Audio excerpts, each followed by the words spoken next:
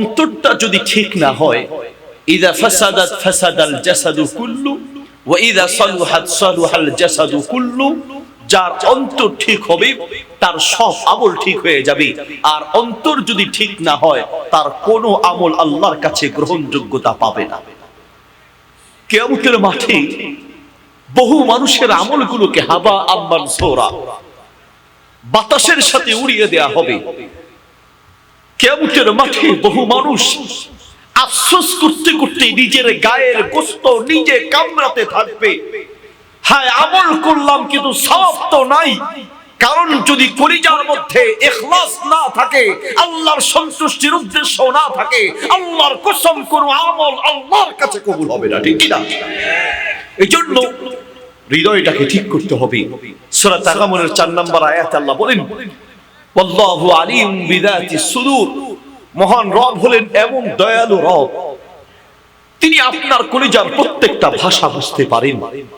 হৃদয়ে অন্তরে আপনি কি ভাবছেন, কি চিন্তা করছেন, আপনার কলিজার প্রত্যেকটা ভাষা পৃথিবীর কেউ না বুঝলে একজন বুঝে, তিনি কে? হৃদয়ের কথা। অনেক সময় এমন হয়, হাজার চেষ্টা করেও আপনি আপনার সন্তানকে বোঝাতে পারেন নাই, হাজার চেষ্টা করে নিজের কলিজার টুকরা বিবিকে মনের কথা বোঝাতে ব্যর্থ হয়েছেন, হাজার বোঝানোর পরেও একজন আরেকজনকে কলিজার কথা বোঝাতে পারেন নাই। আর আল্লাহ বলেন, বান্দা আমি তোমার এমন দয়ালু রব, আমার কাছে মুখ দিয়ে বলতে হয় না, আমি তোমার এমন দয়ালু রব, তুমি কলিজায় অন্তরে চিন্তা করলেই তোমার অন্তরের প্রত্যেকটা শব্দ আমি বুঝতে পারি। আল্লাহু আকবার। মুসা আলাইহিস সালামের যুগে, আমার ভাষাকে আপনারা বুঝেন, একটু মেহেরবানি করে দিল দিয়ে কথাগুলো শুনবেন। মাহফিল তো আলহামদুলিল্লাহ হাজার হাজার হয়, মাহফিলের এখন মানে চেঞ্জ হয়েছে, সিস্টেম চেঞ্জ হয়েছে। মাহফিল মানে এখন আমরা অনেকে আসি কানের মজা নেওয়ার জন্য। মাহফিল কেমন হয়েছে সেই রকম, বক্তার সুর খুব ভালো ছিল, বক্তা খুব গরম বক্তা ছিল। চট্টগ্রাম মাহফিল শেষ করে যাচ্ছে তো বাজারে একজনের সাথে দেখা, জিজ্ঞেস করছে, বাজি ওয়াজ কেন ইয়ে? আবাজি ওয়াজ বহুত গমইয়ে গেয়ুদে হরে ওয়াজ হুনি বেল্লাই গিলাম, ওয়াজ কেন ইয়ে? বহুত গমইয়ে। ওয়াজ কেন করি গে? একবারে ফাড়া গিয়ে ফললাম, ওয়াজ গমইয়ে না বহুত গমইয়ে, দুইয়ার মিল হন আছে কি ওয়াজ করি গে? আবাজি ওয়াজ হুনি বহুত গম লাগে, মাগার কি ওয়াজ করি গে খন্য ফেলবো। ওয়াজ কেমন হয়েছে? সেই রকম হয়েছে। তো ভাই কি ওয়াজ করেছে 2 মিনিট বলো তো দেখি। ওয়াজ খুব ভালো লেগেছে, কিন্তু কি ওয়াজ করেছে বলতে পারবো না। যার কারণে হাজার হাজার মাহফিল হয় কিন্তু মসজিদ এখনো সেই খালি হয়ে আছে। ফজরের নামাজে মুসল্লি খুঁজে পাওয়া যায় না। মাহফিলে তো মাশাআল্লাহ মানুষের অভাব নাই, কিন্তু মসজিদে মুসল্লি খুঁজে পাওয়া যায় না। মাহফিলের আগে সুদ খেতেন, মাহফিলের পরেও সুদ খান, মাহফিলের আগেও ঘুষ খেতেন, মাহফিলের পরেও ঘুষ খান, মাহফিলের আগেও বেনামাজি, মাহফিলের পরেও বেনামাজি। মাহফিলের পরে যদি এলাকায় পরিবর্তন না আসে, ওই মাহফিল ব্যর্থ মাহফিল, ঠিক কি না? একটা পরিবর্তন আসতে হবে, আর সেই পরিবর্তনের জন্য কথাগুলো দিল দিয়ে শুনতে হবে, হৃদয় দিয়ে শুনতে হবে। আল্লাহ তাআলা বলেন, বান্দা আমি তোমার এমন দয়ালু রব, আমি তোমার কলিজার প্রত্যেকটা ভাষা বুঝি। কিয়ামতের মাঠে বহু মানুষ আমলনামা দেখে আল্লাহকে বলতে থাকবেন, রব তুমি আমার আমলনামায় এত আমল দিয়েছো, আল্লাহ আমার আমলনামায় এত আমল, আমি তো এত আমল করি নাই।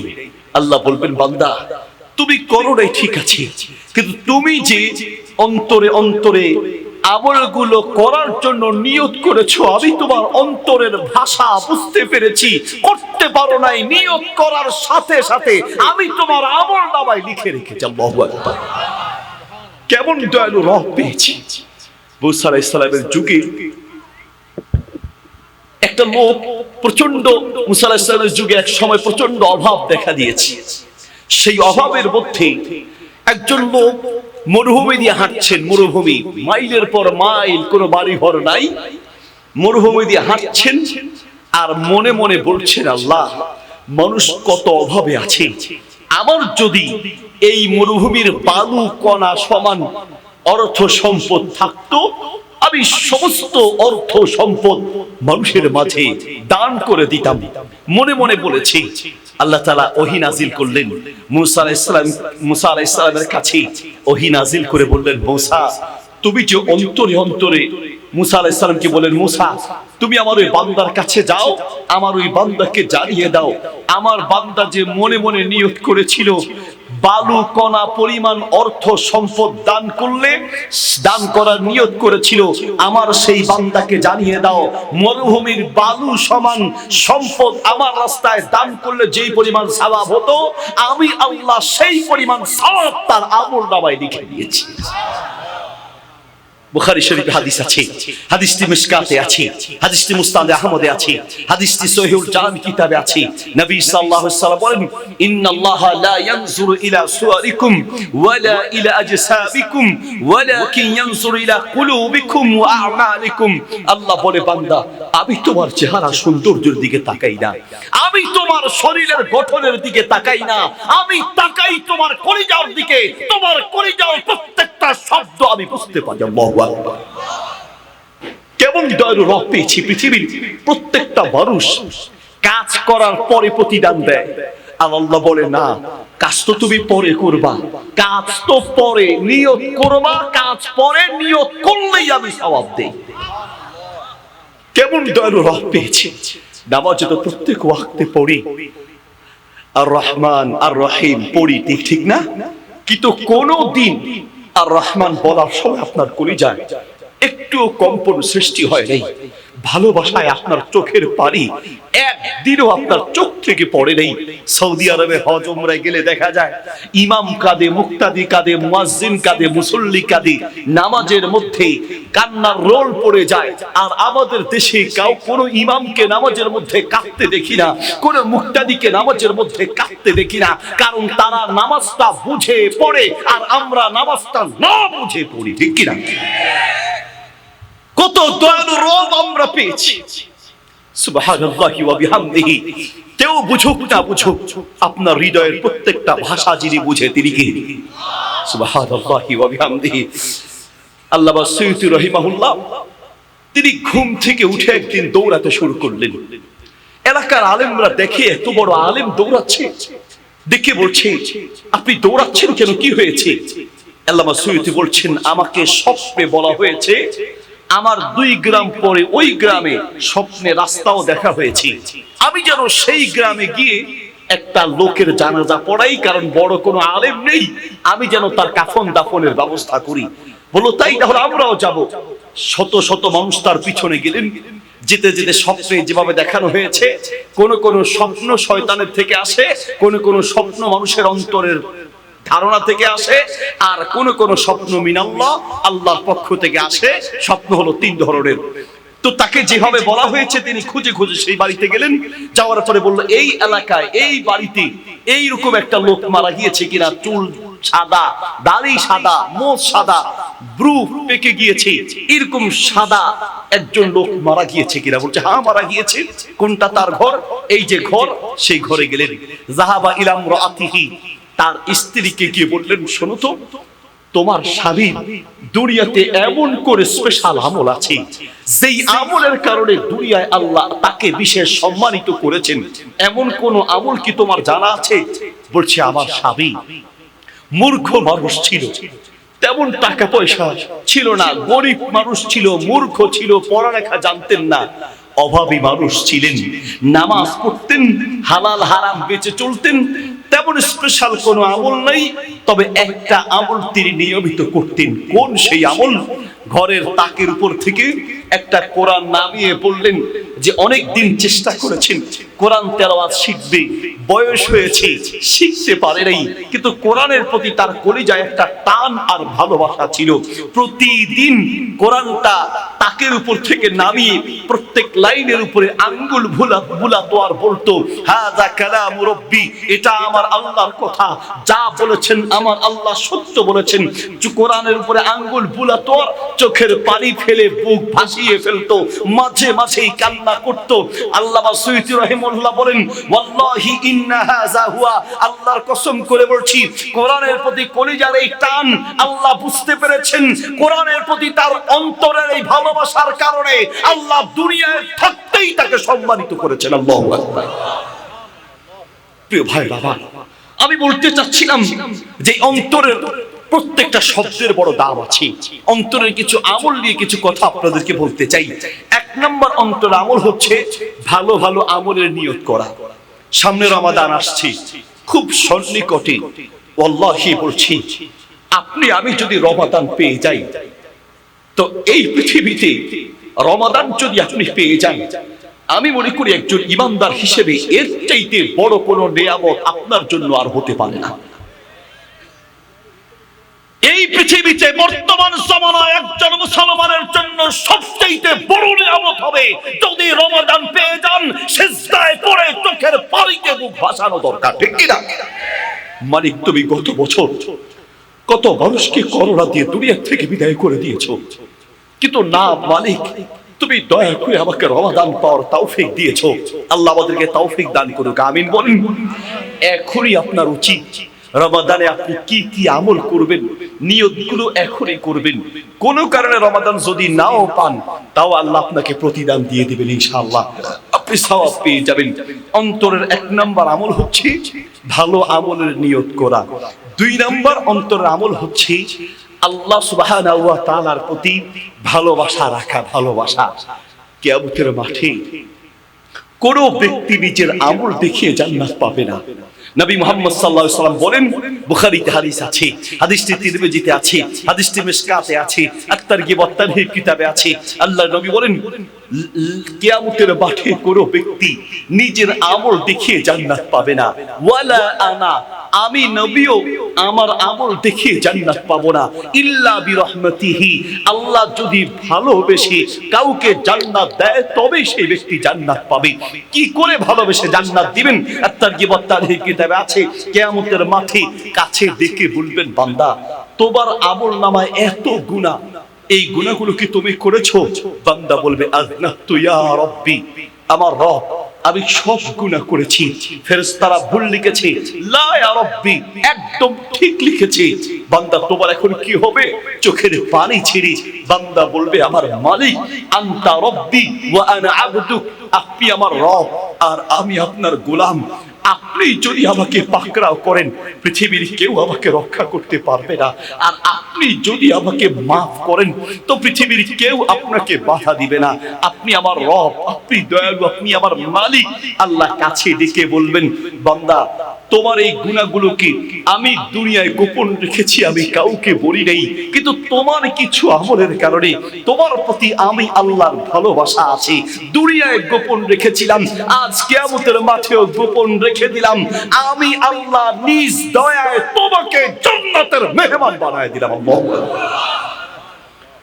কলিজার মধ্যে আল্লাহর ভালোবাসা রাখতে হবে। সেই দয়াময় রবের ভালোবাসা মুহাব্বত যার অন্তরে যত বেশি থাকবে, সে তত সহজে নাজাত পাবে, ঠিক কি না?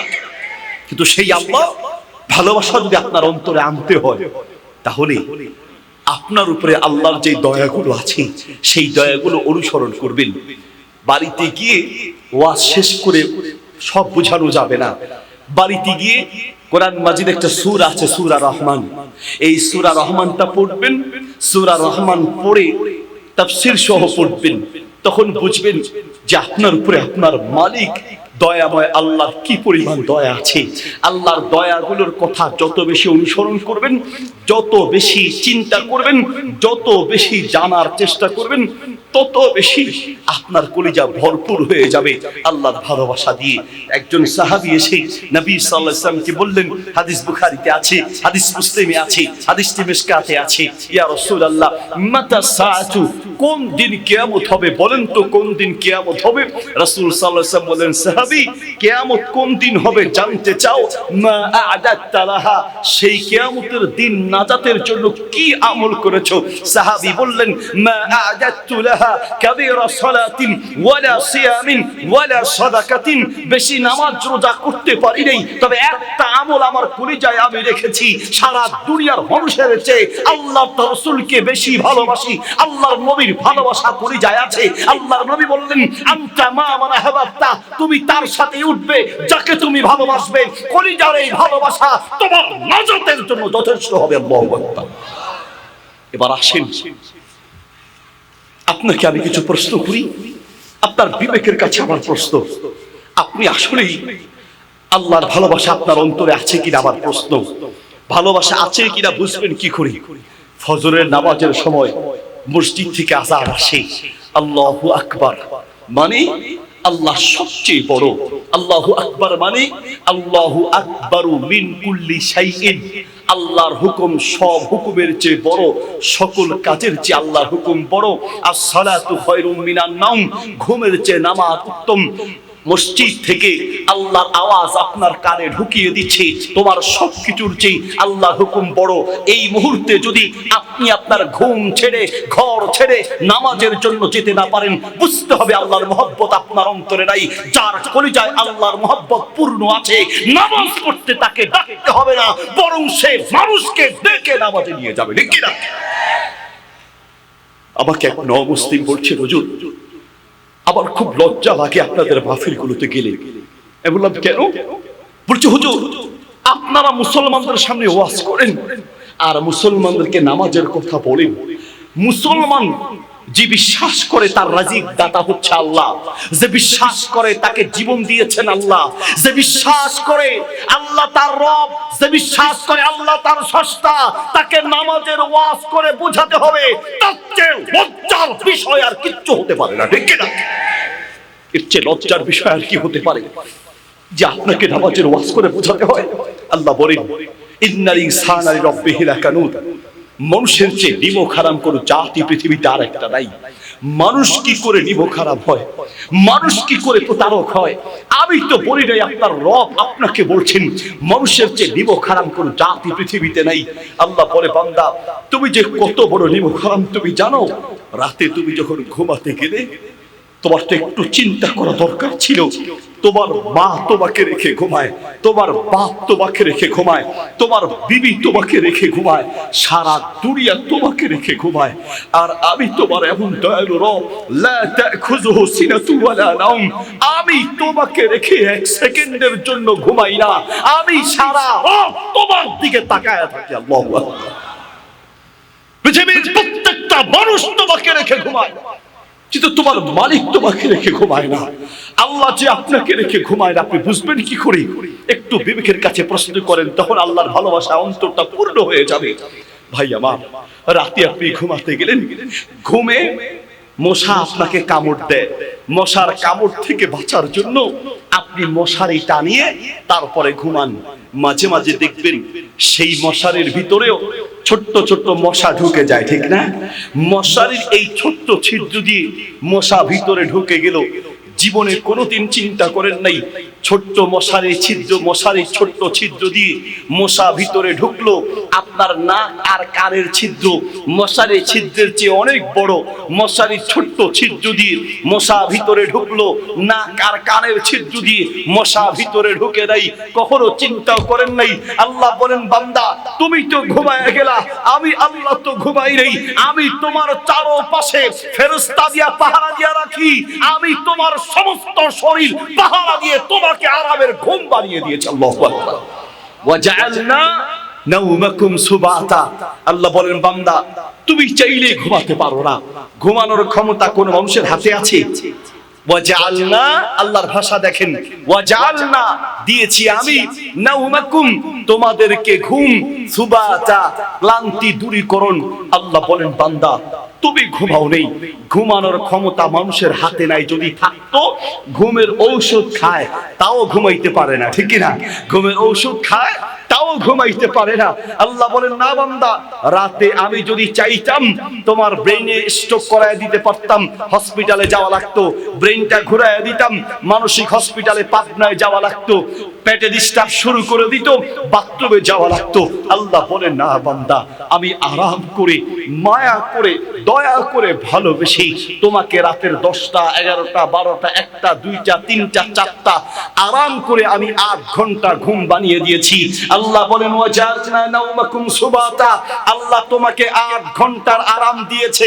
8 ঘন্টা পরে ফজরের নামাজের জন্য শুধুমাত্র 20 মিনিট সময় নামাজ পড়তে যাবেন, সেই 20 মিনিট আল্লাহকে দিতে পারেন নাই। আল্লাহ আপনাকে 8 ঘন্টার আরাম দিয়েছে, আর আপনি যদি আল্লাহর জন্য 20 মিনিট নামাজের সময় দিতে না পারেন, আপনি মানুষ হতে পারেন নাই, আপনার চেয়ে জানোয়ার কেউ হতে পারে না, ঠিক কি না? আমি জানি না আর কিভাবে বললে আপনি বুঝবেন, কোন শব্দ আর বাক্য দিয়ে আর বললে আপনি বুঝবেন যে আপনি আল্লাহর সাথে নিমখারামি করছেন, আপনি আপনার রবের সাথে নিমখারামি করছেন, আপনি আপনার মালিকের সাথে নিমখারামি করছেন।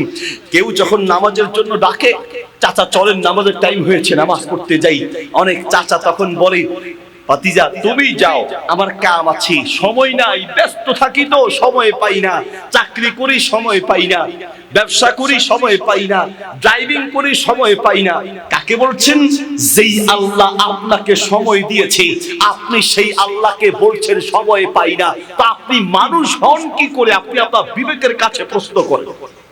যে আল্লাহ আপনাকে সময় দিয়েছে, সেই আল্লাহকেই যদি আপনি সময় দিতে না পারেন, আপনি মানুষ হন কি করে? আল্লাহ বলেন উলাইকা কাল আনআম বাল হুম আদল, সূরা আরাফের 179 নম্বর আয়াত। কিছু মানুষ দেখতে মানুষের মতো হলেও এরা পশুর চাইতে খারাপ, পশুর চাইতে খারাপ। মানুষের চেহারায় হতে পারে, বিবেকে মনুষ্যত্ব বোধ নাই। যারা নামাজ পড়ে না, এদের মধ্যে আসলে মনুষ্যত্ব বোধ বলতে নাই, ঠিক কি না? সময় পান না, আল্লাহ হাতের মধ্যে সেটিং করে দিয়েছেন। এদিকে তাকান, কতক্ষণ আপনি কাজ করবেন, কতক্ষণ আপনি ঘুমাবেন, এই হাতের মধ্যে সেটিং করা। ফজর থেকে জোহর পর্যন্ত এই সময় কাজ করবেন, জোহর পড়তে যাবেন। জোহর থেকে আসর এই সময় কাজ করবেন, আসরের নামাজ পড়তে যাবেন। আসর থেকে মাগরিব এই সময় কাজ করবেন, মাগরিবের নামাজ পড়তে যাবেন। মাগরিব থেকে এশা, এখানের তুলনায় সময় একটু কম, এই সময় কাজ করবেন, এশা পড়তে যাবেন। এশা থেকে ফজর পর্যন্ত সবচেয়ে লম্বা সময়, এশা থেকে ফজর পর্যন্ত লম্বা সময় ঘুমাবেন। ঘুম থেকে উঠে আবার নামাজ পড়তে যাবেন, ঠিক কি না? প্রিয় ভাই, নামাজ যদি আপনার কলিজার মধ্যে আল্লাহর ভালোবাসা থাকে, তো আপনি নামাজ না পড়ে থাকতে পারবেন না। এই হৃদয়টা আল্লাহর ভালোবাসা দিয়ে পূর্ণ করতে হলে আপনার উপরে আল্লাহর যে দয়াগুলো আছে, সেই দয়াগুলো একটু চিন্তা করবেন, বিবেক খাটাবেন, গবেষণা করবেন। মাহফিল শেষে আমাকে বিভিন্ন প্রশ্ন দেয়। এক মাহফিল শেষে একজন প্রশ্ন দিয়েছে, হুজুর ভাত খাওয়ার পরে আমরা আলহামদুলিল্লাহ বলি, এটার কারণ না হয় বুঝলাম যে খেয়েছি এই জন্য আলহামদুলিল্লাহ বললাম। কোন নেয়ামত পেলে আলহামদুলিল্লাহ বলতে হয়, এটার কারণ হুজুর বুঝি যে নেয়ামত পেয়েছি এই জন্য আলহামদুলিল্লাহ বললাম। কিন্তু হুজুর বাথরুমে গিয়ে বাথরুম করলাম, প্রস্রাব করলাম, পায়খানা করলাম, খারাপ কাজ করলাম, তো বাথরুম থেকে বের হয়ে কেন আলহামদুলিল্লাহ বলতে হয়? আমি বললাম বাথরুম থেকে বের হয়ে কেন আলহামদুলিল্লাহ বলতে হয় সেই দিন বুঝবেন, যেই দিন প্রস্রাব পায়খানা আটকে যাবে সেই দিন বুঝতে পারবেন। আমার বাবা স্ট্রোক করেছে, বাবাকে নিয়ে হসপিটালে গেলাম। বাবার পাশেই এক যুবক, 35-40 বছরের এক যুবক এসে ছটফট করে চিৎকার করে কাঁদছে। আমি ডাক্তারকে গিয়ে বললাম কি হয়েছে? ডাক্তার বলছে হুজুর ছোট্ট একটা সমস্যা। আর সমস্যা যদি ছোট হয় এইভাবে চিৎকার করে কাঁদছে কেন? হুজুর সমস্যা ছোট কিন্তু কষ্টটা আকাশ ভাঙা কষ্ট। সমস্যা কি? সমস্যা হলো হুজুর প্রস্রাবের নালীটা ব্লক হয়ে গেছে, প্রস্রাব করতে চায়, প্রস্রাব বের হয় না, এই জন্য চিৎকার করে কাঁদছে। সেই দিন বুঝবেন আল্লাহর কত বড় রহমতের মধ্যে আছেন। যেই দিন প্রস্রাব পায়খানা আটকে যাবে সেই দিন বুঝবেন, ঠিক কিনা? কুয়েতে আমার এক বন্ধু ছিল, 60টা বছর, আমার এক পরিচিত মুরব্বী, ফ্রেন্ডের মতো আচরণ করত। কুয়েত থেকে দেশে আসলেন, 60 বছর কুয়েতে ইনকাম করলেন। দেশে আসার পরে কিডনিতে ব্যথা, হসপিটালে ছটফট করে কাঁদছে। রোগ বড় হয়েছে মনে করে ছেলে মেয়ার বিবির ভালোবাসা মহব্বত কমে গেল, ছেলে মেয়ার খোঁজ দিতেও যায় না। তখন মুরব্বী বুঝতে পারলেন যে আসলে তো দুনিয়াটা একটা ধোঁকা। আমি যতদিন ধোঁকায় ছিলাম, সেই সন্তানদের জন্য সারা দুনিয়া দেশ ছেড়ে বিদেশে পাড়ি জমিয়েছি, স্বার্থে আঘাত করলে সেই সন্তানরা পর্যন্ত স্বার্থবাদী হয়ে যায়, ঠিক কিনা? আল্লাহ বলেন ইয়া আইয়ুহাল ইনসান মা গাররাকা বিরাব্বিকাল কারীম, ও বান্দা আমি আল্লাহ চেয়ে দয়ালু কেউ নেই, সারা দুনিয়া ওয়াবাল হায়াতুদ দুনিয়া ইল্লা মাতাউল গুরুর, সারা দুনিয়া একটা ধোঁকা, সারা দুনিয়া ধোঁকা।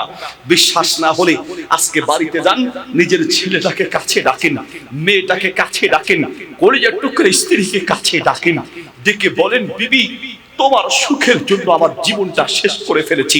কলিজার টুকরা ছেলে আর মেয়ে, আমি তো তোমাদের সুখের জন্য আমার আরামকে আরাম বলি নাই, আমার জীবন শেষ করেছি।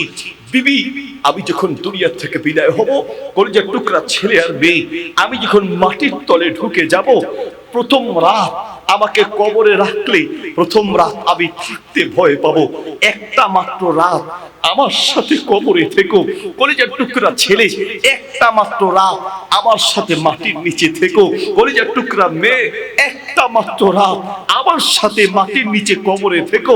আপনার ছেলে মেয়ে আপনার সাথে মাটির নিচে কবরে থাকবে দূরে থাক, আপনি যেই রুমে মারা যাবেন সেই রুমে একা থাকতে ভয় পাবে, আপনি যেই খাটে মারা যাবেন সেই খাটে একা ঘুমাতে ভয় পাবে, আপনার সাথে মাটির নিচে কবরে থাকবে দূরে থাক, আপনার লাশের কাছে একা থাকতে ভয় পাবে। আল্লাহ বলেন বান্দা সারা দুনিয়া মাটি চাপা দিয়ে চলে আসবে, আমি আল্লাহ ছাড়া কেউ তোমার থাকবে না, ঠিক কি না? আল্লাহ ছাড়া কেউ আপন নয়, আল্লাহ ছাড়া কেউ থাকবে না, বিশ্বাস করেন। আল্লাহই বলছি, আমি একজন বাপ, আমি তো বুঝি একটা ছেলে মানুষ করতে, একটা মেয়ে মানুষ করতে গিয়ে একজন বাপ যে কি পরিমাণ কষ্ট করতে হয় আমিও বুঝি। আজকে আমার মোবাইলে হোয়াটসঅ্যাপ একটা মেসেজ এসেছে, মেসেজ প্রশ্ন বলছে হুজুর, সে তার এক বন্ধুর কথা বলছে, সেই বন্ধু আমার কাছ থেকে উত্তরটা চাচ্ছে, এখনো মেসেজটা আপনি দেখতে পারবেন। বলছে হুজুর, তার বন্ধুর মা বয়স হয়ে গেছে বেশি, অসুস্থ মানুষ, প্রস্রাব কন্ট্রোল করতে পারে না, প্রস্রাব করে দেয়, প্রস্রাব করার জন্য বাথরুমে যাবে, এতটুকু পর্যন্ত পারে না, অসুস্থ মানুষ বয়স হয়ে গেছে, এই জন্য মাঝে মাঝে ঘরে প্রস্রাব করে, মাঝে মাঝে বাথরুমে প্রস্রাব করে। হুজুর মাঝে মাঝে যে ঘরে প্রস্রাব করে, এই জন্য আমার বন্ধুর ওয়াইফ বলছি যে তোমার মারে ঠিক করো, আর না হয় আমি এই ঘরে থাকবো না। তখন স্বামী মানে ছেলে মাকে ধমক দিয়ে বলছে যে তুমি ঘরে প্রস্রাব করলে ঘরে থাকতে পারবে না, বাথরুমে কেন প্রস্রাব করো না। এই কথা শুনে মা প্রচন্ড রাগ করেছি, আমাকে বলার পরে আমি বললাম তার উচিত দ্রুত মায়ের কাছে ক্ষমা চেয়ে নেওয়া। মা বিছানায় প্রস্রাব করবে করুক, ঘরে প্রস্রাব করবে করুক, এরপরেও মাকে ধমক দিয়ে কোনো কথা বলা যাবে না। মা অসুস্থ হয়, বাবা অসুস্থ হয়, এই নিয়ে আমাদের কাছে কত প্রশ্ন। হুজুর বলেন তো দেখি, মা বাবার এত ঔষধের খরচ সব কি আমাকে দিতে হবে?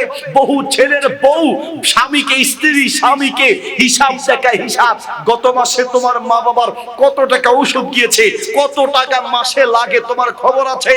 বৌমা ছেলেরা শোনো, মা বাবার ঔষধের খরচের হিসাব করো, কিয়ামত পর্যন্ত হিসাব মিলাতে পারবে না। পৃথিবীর প্রত্যেকটা মা আর বাবা চির রোগী হয় তার সন্তানকে মানুষ বানাতে গিয়ে, ঠিক কিনা? তার সন্তানকে মানুষ বানাতে গিয়ে চির রোগী হয়।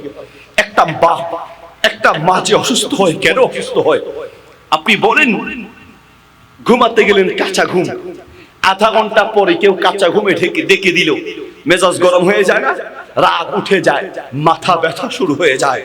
আর একজন মা এক রাতে কতবার যে ঘুম থেকে জাগ্রত হতে হয় তার কোনো হিসাব নেই, ঠিক কিনা? আমার এক পরিচিত এক লোক ক্যান্সার হয়েছে, ক্যান্সারের সব বিক্রি করা শেষ, শুধুমাত্র বাড়িটা আছে, বাড়িটাও বিক্রি করবে। তার এক বন্ধুকে ফোন দিয়ে বলে ডেকে 5 লক্ষ টাকার একটা চেক বন্ধুর হাতে দিয়ে বলছে, দোস্ত তুমি তো জানো আমার একটা কলিজার টুকরা মেয়ে আছে, আমার তো সব বিক্রি করা শেষ, আমি যদি সব বিক্রি করে একদম খালি হাতে দুনিয়া থেকে বিদায় হই তো আমার মেয়েটার কি হবে? শোনো, এই 5 লক্ষ টাকা তোমার কাছে রাখবে, আর কসম করে আমার সাথে ওয়াদা করো, আমি মরে গেলেও 1 টাকাও আমার পিছনে নয়, আমার মেয়ের পিছনে খরচ করবি। একজন বাপ একজন মা তার নিজের জীবনের চেয়েও নিজের কলিজার টুকরা সন্তানকে বেশি ভালোবাসে। শাশুড়ি আস্তে আস্তে পিছনে গিয়েছে, যেতে যেতে একদম বৌমার পায়ের কাছে এসেছি। বৌমা চিন্তা করলেন শাশুড়ি তো অন্ধ, চোখে দেখে না, হাত দিয়ে চুলকালে যে কথা, পা দিয়ে চুলকালে তো একই কথা। পা বাঁকা করে পিঠ চুলকাইছে সত্য, কিন্তু পা দিয়ে চুলকাইছে। নাউজুবিল্লাহ বলেন। শাশুড়ি অন্ধ, চোখে দেখে না, বুঝতে পারে নাই হাত না পা, কিন্তু চুলকানোর পর একটু আরাম পেয়েছে। আরাম পেয়ে দুই হাত আল্লাহর কাছে তুলে দোয়া করছে, আল্লাহ আমার বৌমা আমাকে যেমন আরাম দিয়েছে, আমার বৌমাকেও তুমি ঠিক তেমনি আরাম দিও। এটা কি দোয়া হয়েছে না বদদোয়া? বুদ্ধিমান লোকেরা বলেন দোয়া, এটা বদদোয়া। আমার বৌমা আমাকে যেমন আরাম দিয়েছে, আমার বৌমাকেও ঠিক তেমন আরাম দিও। এই শাশুড়ি মারা গেলেন, ছেলের বৌমা বুড়ো হলেন, ছেলেকে বিয়ে করে একদম ভালো খুঁজে ভালো দিনদার মেয়ে আনলেন। বউ শাশুড়ির সংসার চলছে। একদিন শাশুড়িরও পিঠ চুলকাচ্ছে, বৌমাকে ডাক দিচ্ছে, বৌমা আমার পিঠটা চুলকাচ্ছে, একটু চুলকায় দাও তো। বৌমা দৌড়ে এসে একদম শাশুড়ির পিঠের কাছে বসে গেছে, সোজা হয়ে মূর্তির মতো বসে আছে। শাশুড়ি বলে, বৌমা কি হলো, এতক্ষণ বসে আছো, সব কথাই তো শোনো, পিঠটা চুলকাতে এতক্ষণ লাগে? বৌমা চোখের পানি ছেড়ে বলছেন, শাশুড়ি বাবাকে মাফ করবেন, আমি কেন এমন হয়ে গেলাম আমি জানি না। শাশুড়ি মা বিশ্বাস করেন, আমি দৌড়ে এসেছি আপনার পিঠ চুলকানোর জন্য, কিন্তু আমি যখন আপনার পিঠ চুলকানোর জন্য দুই হাত আপনার পিঠের দিকে নিয়ে যাই, কে যেন আমার দুইটা হাত ধরে রাখি, আমার হাত অবশ হয়ে যায়, আর আমার পা দুইটা কেন যেন আপনার পিঠের দিকে উঠে যাচ্ছে। শাশুড়ি মা আমি হাত দিয়ে চুলকাতে পারছি না, আমার হাত অবশ হয়ে আসে।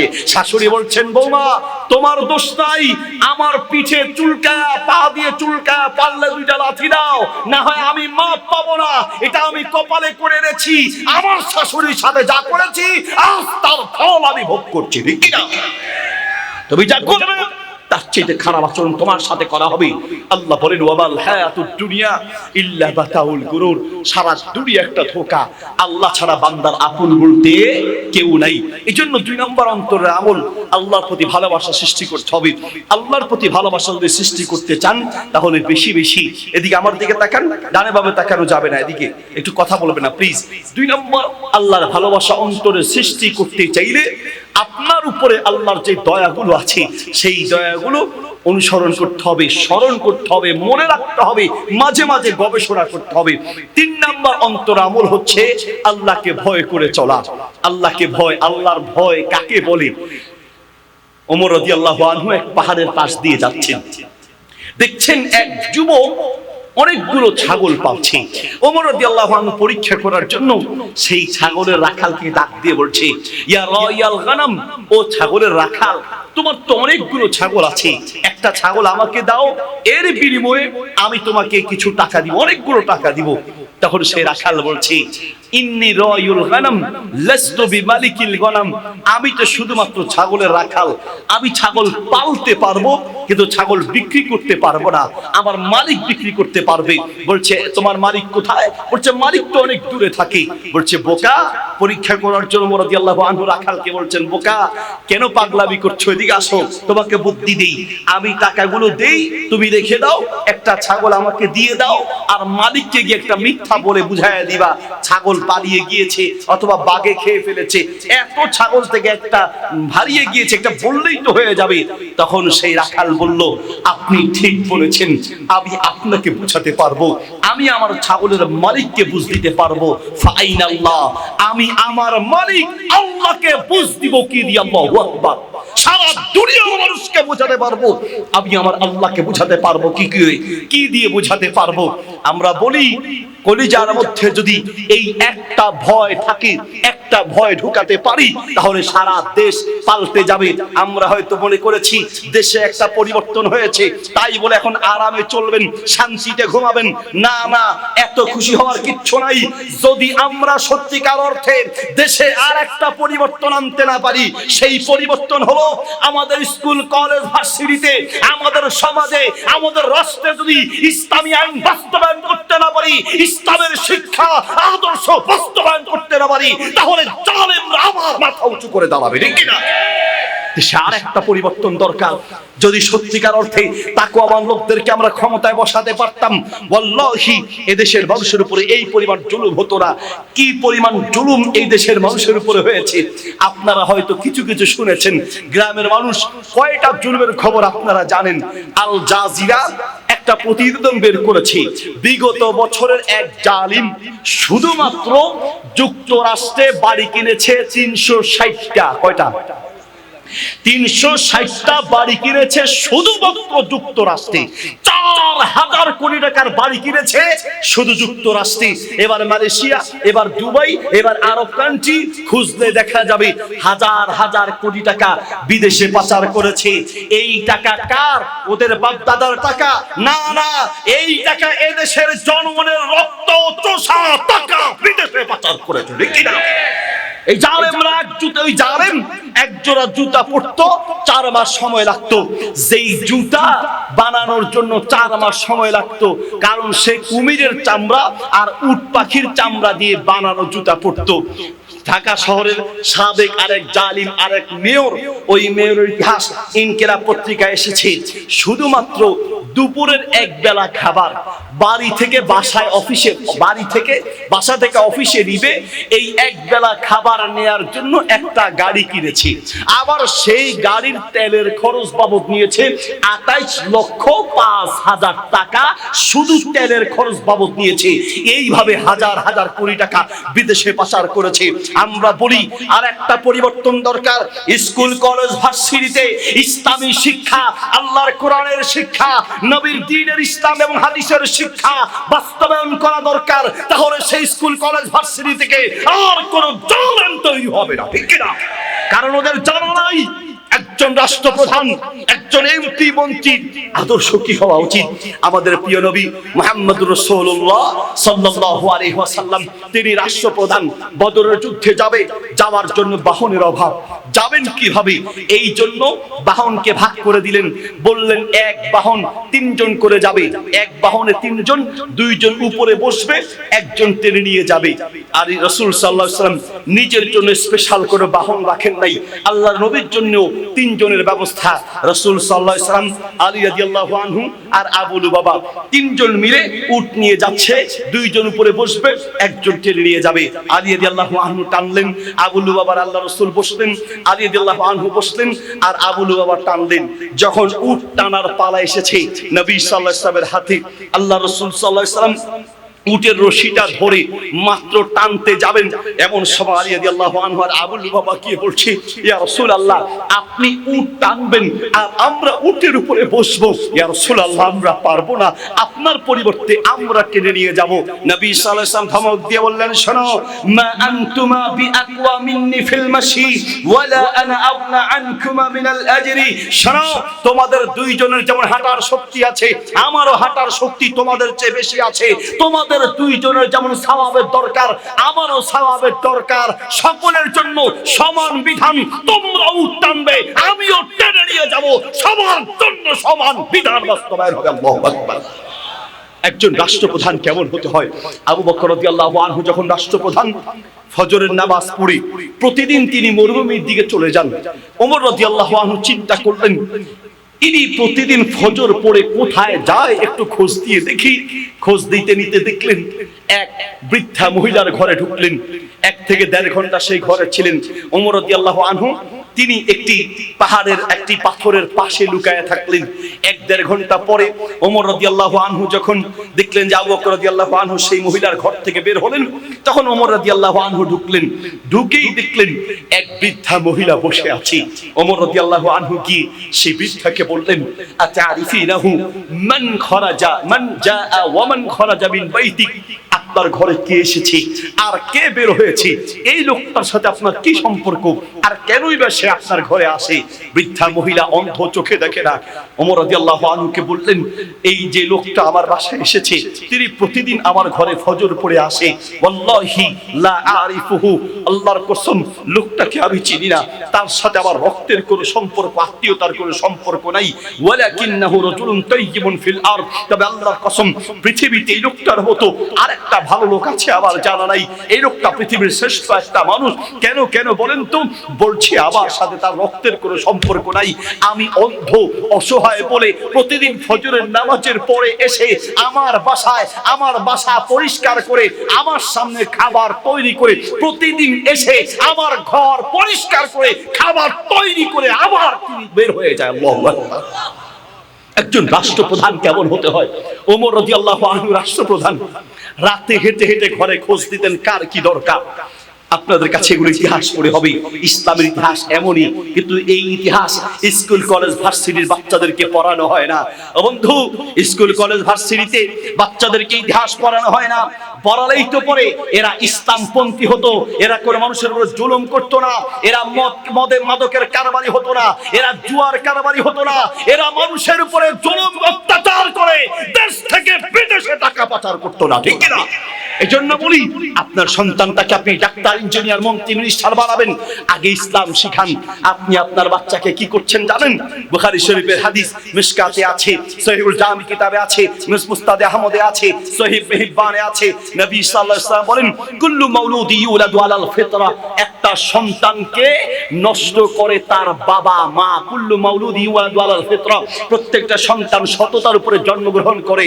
ফাআবাওয়াহু ইউহাউইদানিহি ওয়া ইউনাসসিরানিহি, এই সন্তানটাকে নাসারা বানায়, মাজুসি বানায়, ইহুদি বানায় তার মা তার বাবা। সন্তান যদি খারাপ পথে যায়, এক নম্বরের দোষী হলো তার মা বাবা। বলবেন হুজুর আমি কি করেছি? আমার তো দোষ নাই। আরে আপনার দোষ আছে। আপনার দোষ কি করে? আমি প্রমাণ দিয়ে যাই। আজ আপনি বাড়ি থেকে নিজের বিবেককে প্রশ্ন করেন তো, আপনি স্কুলে ছেলে কয়দিন যায়? স্কুলের হেডমাস্টারকে জিজ্ঞেস করেন, প্রাইভেটে যায় কিনা, অঙ্কের টিচারকে জিজ্ঞেস করেন, ইংরেজি প্রাইভেট পড়তে ঠিক মতো যায় কিনা। আপনি প্রতিদিন খোঁজ দেন আপনার সন্তানটা মসজিদে নামাজ পড়তে যায় কিনা। আপনি বাপ একদিন পর্যন্ত খোঁজ দেন নাই, ঠিক কিনা? আপনি বাপকে কিয়ামতের মাঠে আসামির কাঠ করে দাঁড়াতে হবে। আপনি স্কুলের খোঁজ দিলেন, অঙ্কের খোঁজ দিলেন, ইংরেজির খোঁজ দিলেন। আপনি রাতে ঘুমানোর সময় বলেন, বাবা তাড়াতাড়ি ঘুমাও, সকালে স্কুলে যেতে হবে। বাবা তাড়াতাড়ি ঘুমাও, সকালে অঙ্কের স্যার আসবে, ইংরেজির স্যার আসবে।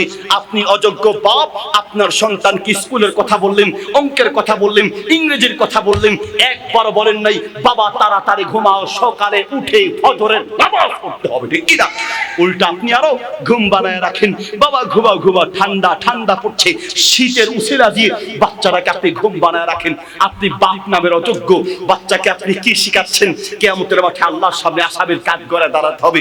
আপনি বাচ্চাকে শিখাচ্ছেন শরীয়তে অজগরটি আসছে তেরে, অজগর তেরে আসছে বলে ছোট বাচ্চার মাথায় ভয় ঢুকানোর দরকার নাই। বাচ্চাকে শিখান শরীয়তে অজু করে নামাজ পড়ি, একদিকে বাক্য গঠন শিখবে, আরেকদিকে ইসলাম শিখবে।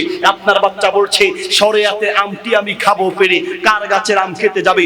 আম গাছ থেকে পড়ে পা ভাঙবে, মানুষের মার খাবে, আম খাওয়ার দরকার নাই। বাচ্চাকে বলেন শরিয়াতে আল্লাহর হুকুম মেনে চলি, একদিকে বাক্য গঠন শিখবে, আরেকদিকে ইসলাম শিখবে। আপনার বাচ্চা বলছে রসইতে ইঁদুর ছানা ভয়ে মরে, ইঁদুর মরুক বাছুক পেলে হাঁ করে থাকুক, বাচ্চার দরকার নাই। বাচ্চাকে শিখান রসইতে ইসলাম মতো জীবন গড়ি। আপনি বাচ্চাকে অঙ্ক শিখান, আরেকদিকে চুরি শিখান, চুরি। বাবা বলো তো দেখি 100 টাকা, বাবা বলো তো দেখি 10 লিটার দুধের মধ্যে যদি 2 লিটার পানি মেশানো হয়, কত টাকা, কত লিটার দুধ হবে, কত টাকা লাভ হবে? মুসলমানের বাচ্চাকে আপনি দুধের সাথে পানি মেশানোর চুরির অঙ্ক কেন শিখাবেন? যোগ শিখাবেন তো ইসলামী পদ্ধতিতে। বলেন বাবা বলো তো দেখি 2 রাকাত ফজরের ফরজ, জোহরের ফরজ 4, আসরের 4, মাগরিবের 3, এশার 4 রাকাত। বাবা যোগ করে বলো তো দেখি কয় রাকাত নামাজ হয়? একদিকে নামাজের হিসাব শিখবে, আরেকদিকে ইসলাম শিখবে। আপনি আপনার বাচ্চাকে গুণ আর ভাগ শিখান, আরেকদিকে সুদ শিখাচ্ছেন। বাবা বলো তো দেখি 100 টাকায় যদি 2 টাকা সুদ আসে, 10 লক্ষ টাকায় কত টাকা সুদ আসবে? মুসলমানের বাচ্চা সুদের পদ্ধতির অঙ্ক করবে কেন? মুসলমানের বাচ্চা অঙ্ক করবে তো ইসলামী পদ্ধতিতে করবে। বাবা বলো তো দেখি 100 টাকায় যদি 2.5 টাকা যাকাত আসে, 10 লক্ষ টাকায় কত টাকা যাকাত আসবে? একদিকে যাকাতের বিধান শিখবে, আরেকদিকে দুনিয়ার শিক্ষা অর্জন করবে, ঠিক কি না? আপনি আপনার সন্তানকে খারাপ বানাচ্ছেন। আপনার সন্তানকে আপনি কবিতা পড়াচ্ছেন। কবিতা কি? হাট্টি মাটিম টিম, তারা মাঠে পারে ডিম, তাদের মাথায় খাড়া 2টি শিং।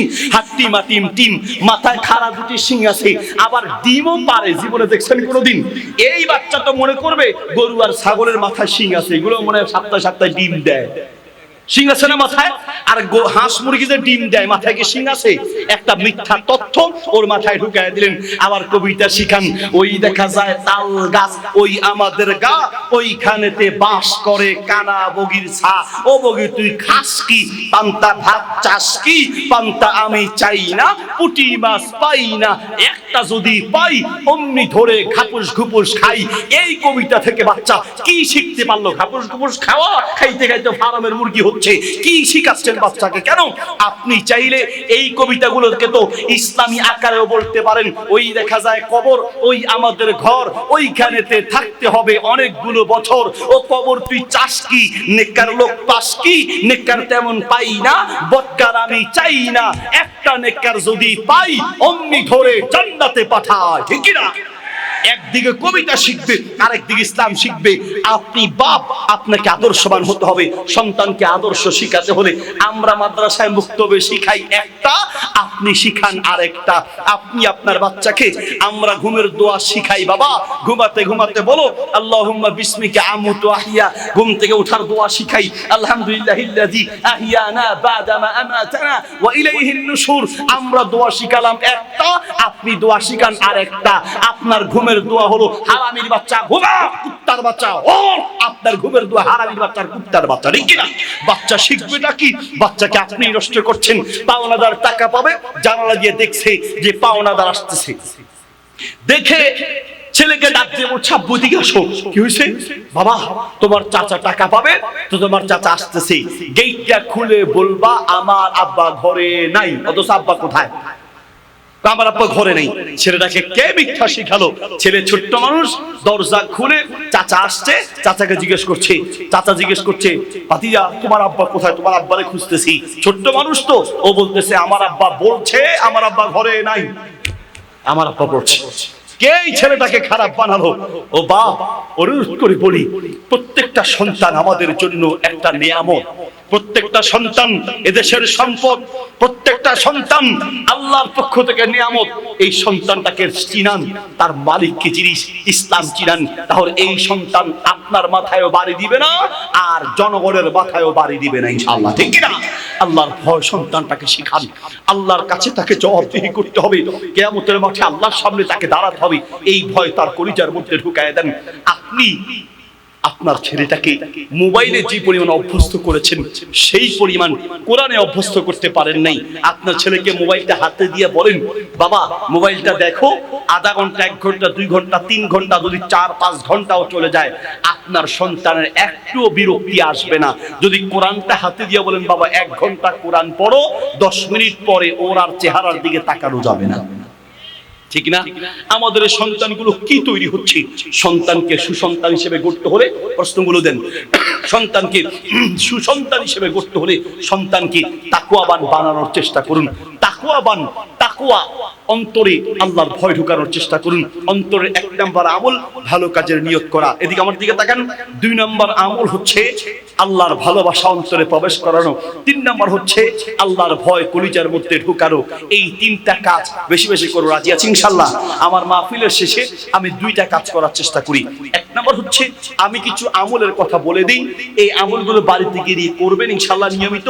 ছোট আমল, ফজিলত অনেক বেশি। এইরকম কিছু আমলের কথা বলবো, শুনবেন আপনারা? শুনবেন না মনে হয়? শুনবেন? কে কে শুনতে রাজি নাই 2 হাত তুলে দেখান। রাজি নাই? রাজি আছেন ইনশাআল্লাহ? নারায়ে তাকবীর। হয় নাই? তাকবীর দেওয়া শিখাই। তাকবীর দিতে হলে 1 নম্বরে হাত তুলতে হয়। কি তুলতে হয় বলেন? হাত। যাদের হাত নাই তারা পা তোলার দরকার নেই। 1 নম্বরে হাত তুলে 2 নম্বরে মুখ খুলে তাকবীর দিতে হবে। লিল্লাহে তাকবীর, লিল্লাহে তাকবীর। গুনে গুনে কয়েকটা আমলের কথা বলবো, হাতে গুনে গুনে আমলগুলো নিয়ে যাবেন। খুব ছোট্ট ছোট্ট আমল, কিন্তু ফজিলত অনেক বেশি। এই আমলগুলো শুনবো ইনশাআল্লাহ। রাজি আছি ইনশাআল্লাহ? 1 নম্বর আমল আযানের জবাব দেয়া। আযানের জবাব দেওয়ার ফজিলত কত বেশি! নবী সাল্লাল্লাহু আলাইহি ওয়াসাল্লাম বলেন আপনি যেই মসজিদের আযানের জবাব দিবেন ওই মসজিদে যত মুসল্লি নামাজ পড়বে সমস্ত মুসল্লি নামাজ পড়ে যেই পরিমাণ সওয়াব পাবে, আপনি আযানের জবাব দিয়ে আপনি সেই পরিমাণ সওয়াব পাবেন। কত বিশাল ফজিলত! মসজিদে যদি 500 লোক নামাজ পড়ে 500 লোক রুকু সিজদা করে যে পরিমাণ সওয়াব পাবে, আপনি আযানের জবাব দিয়ে আপনি একা সেই পরিমাণ সওয়াব পাবেন। আর আল্লাহ যদি তৌফিক দেয়, যদি বাইতুল্লাহ যেতে পারেন, মসজিদে হারামে যেতে পারেন, মসজিদে হারামে একসাথে 30-40 লক্ষ মানুষ নামাজ পড়ে, 30-40 লক্ষ মানুষ নামাজ পড়ে যে পরিমাণ সওয়াব পাবে, আপনি আজানের জবাব দিয়ে আপনি একা সেই পরিমাণ সওয়াব পাবেন। আল্লাহ আমাদেরকে যাওয়ার তৌফিক দান করুক, আমিন বলেন। বলবেন হুজুর কি বলেন, কেমনে যাবো, বয়স হয়ে গেছে, মুরব্বী হয়ে গেছি, তাই না? কেমনে যাবো, শরীরে শক্তি নাই, টাকা নাই, পয়সা নাই, যাবো কিভাবে? আর আমি বলি বাইতুল্লাহ যাওয়ার জন্য টাকা পয়সা শরীরের শক্তি লাগে না, কলিজার টান থাকলেই যাওয়া সম্ভব হয়, ঠিক কি না? গতবার আমার বাবা আমার বাচ্চা সবাইকে নিয়ে আমি উমরায় গিয়েছিলাম। আমার বাবা প্যারালাইজড আক্রান্ত, হাঁটতে পারে না। বাবাকে আমি হুইল চেয়ারে করে বসিয়ে তাওয়াফ করাচ্ছি। মনে মনে একটু আনন্দ অনুভব করছি যে আমার বাবাকে এই বৃদ্ধ বয়সে আমি তাওয়াফ করাচ্ছি, মানে মনে একটু আমার আনন্দ অনুভব হচ্ছে। আমার মনে মনে হচ্ছে আমি একটা খুব ভালো কাজ করছি, খুব ভালো একটা কাজ করছি। আব্দুল্লাহ ইবনে ওমর রাদিয়াল্লাহু আনহু কাবার এক কোণায় দাঁড়িয়ে আছেন। এক যুবক, সে তার মাকে কাঁধে করে করে তাওয়াফ করাচ্ছে, কাঁধে করে করে। আমি তো হুইল চেয়ারে করাচ্ছি, আর সেই যুবক মাকে কাঁধে করে করে তাওয়াফ করাচ্ছে। আব্দুল্লাহ ইবনে ওমর রাদিয়াল্লাহু আনহু খুব তাকিয়ে রইলেন, বললেন আহসানতা ওয়া ওয়াসালতা, খুব ভালো একটা কাজ করেছো। যুবকটা এসে বলছে, আমিরুল মুমিনিন, আমি 20টা বছর ধরে এইভাবে আমার মায়ের খেদমত করছি। 20 বছর আমার মা হাঁটতে পারে না, বসতে পারে না, আমার মাকে কাঁধে করে বাথরুমে নিয়ে যাই, কাঁধে করে করে আমি বিভিন্ন জায়গায় আমার এই কাঁধ আমার মায়ের গাড়ি বানিয়েছি, বাহন বানিয়েছি। আমি 20 বছর ধরে যে আমার মায়ের এইরকম খেদমত করছি, আমার পিঠ শক্ত হয়ে গেছে। আমি কি আমার মায়ের হক আদায় করতে পেরেছি কিনা? আব্দুল্লাহ ইবনে ওমর রাদিয়াল্লাহু আনহু বললেন, শোনো, তোমার মা তোমাকে জন্ম দেওয়ার সময় কয়েক হাজার কষ্টের নিঃশ্বাস ছেড়েছে। বর্তমান ডাক্তাররা বলেন, একটা জীবন্ত মানুষের হাত পা গুলোকে একসাথে ধরে যদি টাস করে ভেঙে দেওয়া হয়, একটা মানুষের হাত পা গুলোকে একসাথে ভেঙে ফেললে যে পরিমাণ কষ্ট পায়, একটা মা তার সন্তানকে জন্ম দেওয়ার সময় তার চাইতে বেশি কষ্ট পায়। আব্দুল্লাহ ইবনে ওমর রাদিয়াল্লাহু আনহু বলেন, তোমার মা তোমাকে জন্ম দেওয়ার সময় কয়েক হাজার কষ্টের নিঃশ্বাস ছেড়েছে। এই কয়েক হাজার নিঃশ্বাসের মধ্য থেকে একটা নিঃশ্বাসের হক আদায় করার জন্য কিয়ামত পর্যন্ত যদি কাঁধে বয়ে বেড়াও, একটা নিঃশ্বাসের হক কিয়ামত পর্যন্ত আদায় করতে পারবো না। আল্লাহু আকবার। জানি না কিভাবে আপনাকে বললে আপনি বুঝবেন, আর কোন শব্দ দিয়ে বললে যে আপনি বুঝবেন আমার জানা নাই। অথচ আমরা এত নিমখারাম, আজকে 5 ওয়াক্ত নামাজ শেষ হলো। এই 5 ওয়াক্ত নামাজের পরে 5 বার মা বাবার জন্য কলিজা থেকে দোয়া করবে এমন সন্তান পর্যন্ত খুঁজে পাওয়া যায় না। যেই সন্তান আপনি জীবিত থাকতে আপনার জন্য দোয়া করেন, এই অযোগ্য সন্তান আপনি মরে গেলে, দাফন হলে কয়েক বছর পরে আপনার নামটাও ভুলে যাবে। যে সন্তান এখনই আপনার জন্য দোয়া করে না, হুজুর ভুলে গেছি। কয়জন ছেলে এখানে আছো, দাঁড়ায় বলো, সাহস থাকলে বুকে হাত দিয়ে, হুজুর আমি আজ 5 ওয়াক্ত নামাজের পরে আমার বাবার জন্য আমি চোখের পানি ফেলে আমি 5 বার দোয়া করেছি। হাত তুলে বলো কোনো ছেলে যদি থাকো, সাহস থাকলে বলো তো দেখি। আমার বিশ্বাস একজন এখানে খুঁজে পাওয়া যাবে না, ঠিক কিনা? হুজুর ভুলে গেছি।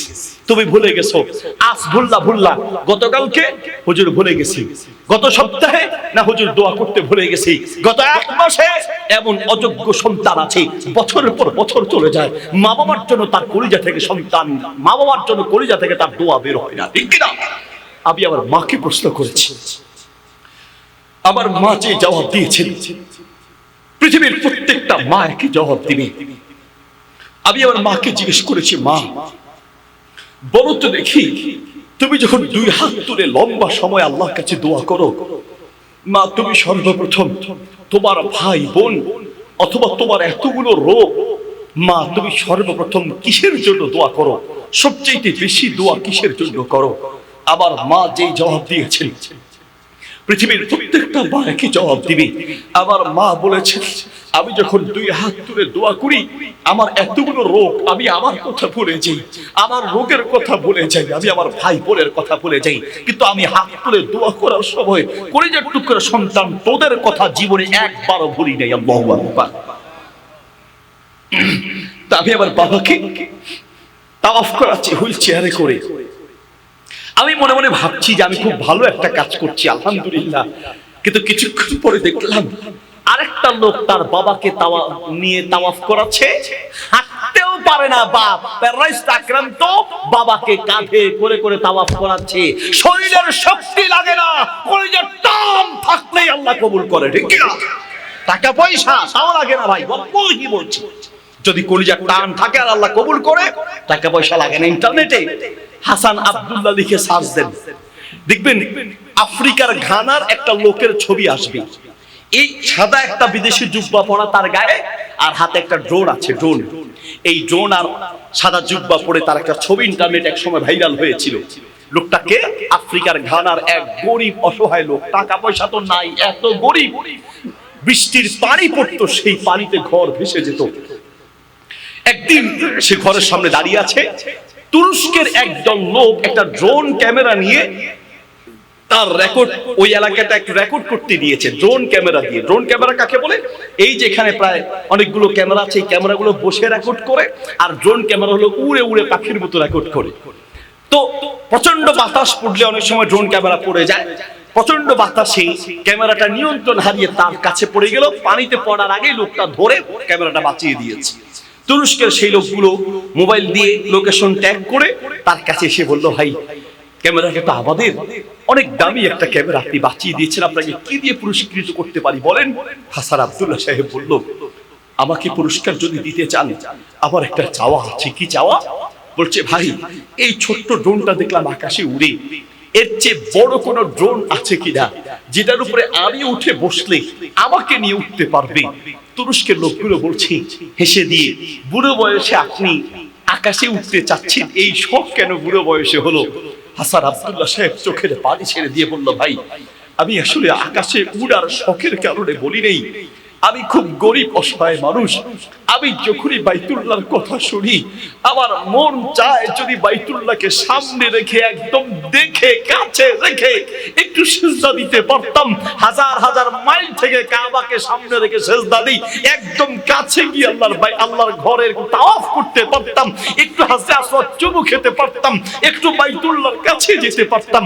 আমার কলিজা বারবার কেঁদে উঠে, একটা ড্রোন যদি পেতাম ওটার উপরে উঠে বসতাম, আমাকে নিয়ে কাবার কাছে ফেলে রেখে চলে আসবে, আমার দরকার নাই, আমি শুধু যেতে একটু চাই, একটু যাওয়ার ব্যবস্থা যদি হয় আমি চিরকৃতজ্ঞ থাকবো। প্লেনের ভাড়া আমার নাই, বিমানের ভাড়া আমার কাছে নাই। তার এই কথাগুলো ইন্টারনেটে রেকর্ড করে ছেড়ে দিয়েছে। পৃথিবীর অসংখ্য মানুষ তাকে হজ করানোর জন্য তার ঠিকানা খুঁজতে লাগলো। তুরস্কের সরকার বলছে, না, এই আল্লাহর পাগলের দায়িত্ব কারো হাতে দেওয়া যাবে না। তুরস্কের সরকার সরকারি খরচ দিয়ে, সরকারি সম্মান দিয়ে হজ করিয়ে, আবার সরকারি সম্মান আর খরচ দিয়ে তাকে বাড়িতে পৌঁছে দিয়েছেন। এক পয়সা খরচ হয় নাই, টাকা পয়সা ছিল না, কলিজার টান থাকলেই সম্ভব হয়, ঠিক কি না? আল্লাহ তৌফিক দান করুক, আমিন বলেন। যদি সম্ভব হয় হজ উমরায় যাবেন এবং সেখানে গিয়ে ইনশাআল্লাহ তাআলা এই আযানের জবাব দিবেন। হজ উমরা অন্যান্য কাজের পাশাপাশি আযানের জবাব দিলে সমস্ত মুসল্লি সমান সওয়াব পাওয়া যাবে। আযানের জবাব কিভাবে দিবেন? বুখারীতে হাদিস আছে, তিরমিজিতে আছে, আবু দাউদে আছে, মিশকাতে আছে। কুলু মিসলামা ইয়াকুলুল মুয়াজ্জিন, মুয়াজ্জিন যা বলবে আপনিও আযানে তা বলবেন। মুয়াজ্জিন যা যা বলবে আপনিও তা তা বলবেন। মুয়াজ্জিন বলবে আল্লাহু আকবার, আপনি বলবেন আল্লাহু আকবার। মুয়াজ্জিন বলবে আশহাদু আল্লা ইলাহা ইল্লাল্লাহ, আপনিও বলবেন আশহাদু আল্লা ইলাহা ইল্লাল্লাহ। মুয়াজ্জিন বলবে আশহাদু আন্না মুহাম্মাদুর রাসূলুল্লাহ, আপনিও বলবেন আশহাদু আন্না মুহাম্মাদুর রাসূলুল্লাহ। শুধু পরিবর্তন হবে হাইয়া আলাস সালাহ, হাইয়া আলাল ফালাহ, স্থলে বলবেন লা হাওলা ওয়ালা কুওয়াতা ইল্লা বিল্লাহ। বাকি সব জায়গায় মুয়াজ্জিন যা বলবে আপনিও তা বলবেন, শুধু পরিবর্তন হবে হাইয়া আলাস সালাহ, হাইয়া আলাল ফালাহ, স্থলে কি বলবেন? লা হাওলা ওয়ালা কুওয়াতা ইল্লা বিল্লাহ। মুয়াজ্জিন বলবে আল্লাহু আকবার, আপনি বলবেন আল্লাহু আকবার। মুয়াজ্জিন বলবে লা ইলাহা ইল্লাল্লাহ, আপনি বলবেন লা ইলাহা ইল্লাল্লাহ। আযানের জবাব দেয়া শেষ। আযানের জবাব দেওয়ার পরে তিনটা দোয়া আছে। একটা হচ্ছে আযান শেষ হওয়ার পরে দুরূদ শরীফ পড়া, আল্লাহুম্মা রাব্বা হাযিহি দাওয়াতি তাম্মা ওয়াস সালাতিল কায়িমা, এই দোয়াটি পড়া। আরেকটা হচ্ছে রাদিতু বিল্লাহি রাব্বান, এইরকম একটি দোয়া আছে। মোট তিনটি আমল আযানের পরে। অনেকে আযানের ভিতরে দুরূদ শরীফ পড়ে। দুরূদ শরীফ পড়ার ব্যাপারে রাওয়ায়াত হলো আযান শেষ করে নবী সাল্লাল্লাহু আলাইহি ওয়াসাল্লাম যে দুরূদ শিখিয়েছেন, তবে আযানের সাথে মিলিয়ে নয়, আযান শেষ করে একা একা পড়বেন। কোন দুরূদ পড়বেন? যেগুলো হাদিসে বর্ণিত আছে সেই রকম দুরূদ পড়বেন।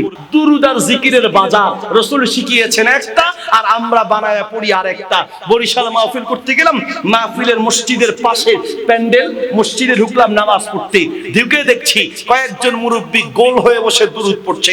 দুরূদ পড়া ভালো না খারাপ? অবশ্যই ভালো। আপনাদের এই কষ্টতে রাত বেশি হয়ে গেছে, ছেড়ে দিব। গোল হয়ে বসে দুরূদ পড়ছে। কোন দুরূদ? আল্লাহ গোহুম্মা সল্লে গো আলা সাইয়্যিদিনা নাবিয়ানা শাফিয়ানা মাওলানা মুহাম্মদ। আল্লাহ গোহুম্মা সল্লে গো আলা সাইয়্যিদিনা। তাল সেই রকম তাল। আমি গিয়ে মুরব্বীদেরকে বললাম বরিশালের ভাষায়, দুদু আপনারা কি পড়তে আছেন? ও দুদু, আপনারা যে পড়তে আছেন এই হাদিসের কোন কিতাবের ভেতরে দূরের কথা বারান্দায় পর্যন্ত নাই। এইয়া পইরা লাভ হবে না, যে ইয়া কিতাবে আছে ওইয়া পড়েন, ওইয়া দিয়া সওয়াব পাওয়া যাবে। আমার একদম কেডা কেডা তুমি কেডা কমে যাইছো? আমি চিন্তা করলাম আমার পরিচয় দেওয়া দরকার, নাহলে বাঙালির বাইরে আল্লাহর গজব একটাও মাটিতে পড়বে না। কারণ আমারে দেখতে তো বক্তা দূরে থাক, বক্তার সাগরেদও মনে হয় না, ঠিক কি না? 10 বছর আগে মাহফিলে গিয়েছিলাম মালদ্বীপ, প্রায় 9 থেকে 10 বছর আগে। তো মালদ্বীপ আমি যখন প্লেন থেকে এয়ারপোর্টে নামলাম, এখনই হলাম স্বাস্থ্যমন্ত্রী। 10 বছর আগে শরীরের কি অবস্থা ভালো করে বুঝেন। ঠিক মতো দাঁড়িয়ে উঠে নাই। অনেকে আপনারা হয়তো দেখেছেন যে আমি দাঁড়িয়ে দাঁড়িয়ে তখন বক্তব্য দিতাম। তো আমি প্লেন থেকে এয়ারপোর্টে নামলাম, কয়েকজন পুলিশ আসবেন আমাকে একটু আলাদা করে নিয়ে যাবেন, যেহেতু দেশ থেকে গেলাম ওখানে বক্তব্য দিব, প্রোগ্রাম করব। তো একজন পুলিশ আরবি জানতেন, একটু আরবি জানতেন। তিনি এসে আমাকে খুঁজতে লাগলেন, আইনাল খতিব মুহাম্মদ আলী, বক্তা মুহাম্মদ আলী কোথায়? আমি হাত উঠিয়ে বললাম, ইন্নী মুহাম্মদ আলী জিতু মিন বাংলাদেশ। আমি মুহাম্মদ আলী, আমি বাংলাদেশ থেকে এসেছি। পুলিশ আইসা আমারে লাঠি দিয়ে সরায় একটা ধমক দিয়ে, এই বেটা লাস্তা, তুমি না বক্তা মুহাম্মদ আলী খুঁজতে আসি, তুমি মুহাম্মদ আলীর কে খুঁজে? বক্তা মোহাম্মদ আলী খুঁজছি। আমি বলতেছি ভাই আমি বক্তা মোহাম্মদ আলী। হে বিশ্বাসই করে না। আরে বাংলাদেশ থেকে বিদেশে ওয়াজ করতে যাবে, ওয়াজ যাই করুক কয়েক মন গোস্ত তো থাকবে। এ কি বক্তা না তক্তা? শরীরের 2 কেউয়ার গোস্ত নাই, এটা বক্তা হয় কেমনে? তো মুরব্বীরা আমাকে, কেডা তুমি কেডা? তুমি যে দুরূদ পড়তে বাধা দিতে আসো, কেডা? আমি বললাম আজগো আমরিগো মাহফিল কি একখান আছে? হুজুর মাহফিলটা একখান আছে। কমবে এই যে এমএ, ওই মাহফিলের প্রধান বক্তার নাম কি? হেইডার নাম মুহাম্মদ আলী। আমি বললাম মুই হেইডাই মুই ফেনিতে আইছি, মুই হেইডাই হুজুর আমনে হেইডা, তাহলে আমনে একটু সেকান্ত দুরূদ। আমি তখন বললাম সবচেয়ে উত্তম দুরূদ হলো আমরা নামাজের মধ্যে যে দুরূদ পড়ি, اللهم صل على محمد وعلى ال محمد كما صليت على ابراهيم وعلى ال ابراهيم انك حميد مجيد اللهم بارك على محمد وعلى ال محمد كما باركت على ابراهيم وعلى ال ابراهيم انك حميد مجيد। আমার কা হুজুর এই একটা লাগতে আছে না, এই হুজুর মজা লাগতে আছে না? মজা লাগে যে এরকম একটা কোন, ও এইয়া মজা লাগতে আছে না, তাহলে মজা কোনটা? আল্লাহ গোহুম্মা সল্লে গো আলা সাইয়্যিদিনা নাবিয়ানা শাফিয়ানা। হুজুর এইটা মজা আছে, এইটা মজা আছে, ও এইটা মজা আছে। আমি বললাম আপনার মজা দিয়ে ইসলাম চলে না, পৃথিবীর কারো মজা দিয়ে ইসলাম চলে না। ইসলাম চলে আল্লাহ তার নবীর মজা দিয়ে, ঠিক কি না? ইসলাম কারো মজা দিয়ে চলে না। এবার আবার আরেক যুক্তি, হুজুর আপনি যে কইতে আছেন মগো বাপদাদারা তো ইয়ে পড়ে যাইছে, বাপদাদারা কি ভুল করছে? এই হলো আমাদের দেশের বিদাতের পক্ষের আর একটা দলিল, বাপ দাদা। আমি বললাম যদি মরেন, মরার সময় কবরে রাখলে কি দোয়া পড়বে? বিসমিল্লাহি ওয়ালা মিল্লাতি, কথা বলেন, বিসমিল্লাহি ওয়ালা মিল্লাতি রাসূলিল্লাহ। আপনারা যারা কথায় কথায় খালি যুক্তি দেখেন বাপ দাদা, আপনাদেরকে কবরে রাখার সময় আমরা পড়ব বিসমিল্লাহি ওয়ালা মিল্লাতি বাপ দাদা। কথা বাপ দাদা না, তাহলে বাপ দাদি দিয়ে চলবে না। বিসমিল্লাহি ওয়ালা মিল্লাতি রাসূলিল্লাহ, ইবাদত সেভাবেই করব, জিকির সেভাবেই করব, দুরূদ সেটাই পড়ব যেটা শিখিয়েছেন নবী মুহাম্মদ রাসূলুল্লাহ সাল্লাল্লাহু আলাইহি ওয়াসাল্লাম। আযানের পরে 3টা আমল, দুরূদ পড়া আর বাকি 2টি দোয়া পড়া। আযান একটি গুরুত্বপূর্ণ আমল, অল্প আমলের সওয়াব অনেক বেশি। কি সওয়াব? মসজিদের সমস্ত মুসল্লির সমান সওয়াব পাওয়া যাবে, ঠিক কি না? 2 নম্বর আমল, কষ্ট হচ্ছে আপনাদের, ওযুর পরে কালিমায়ে শাহাদাত পড়া। একবার যদি আপনি কালিমায়ে শাহাদাত পড়েন ওযুর পরে, জান্নাতের 8টি দরজা খুলে দেওয়া হবে। যেই কোনো দরজা দিয়ে ইচ্ছা জান্নাতের মেহমান হতে পারবেন। সুবহানাল্লাহ বলেন। তাহলে ওযুর পরে কালিমায়ে শাহাদাত পড়া। 3 নম্বর আমল হচ্ছে ওযু করার পরে 2 রাকাত নফল নামাজ পড়া। নবী সাল্লাল্লাহু আলাইহি ওয়াসাল্লাম মিরাজ থেকে এসে বিলালকে ডাক দিয়ে বললেন, বিলাল ইন্নী সামিতু দাফানা আলাইকা ফিল জান্নাহ। ও বিলাল, তুমি দুনিয়ায় আর আমি তোমার পায়ের আওয়াজ শুনি জান্নাতে।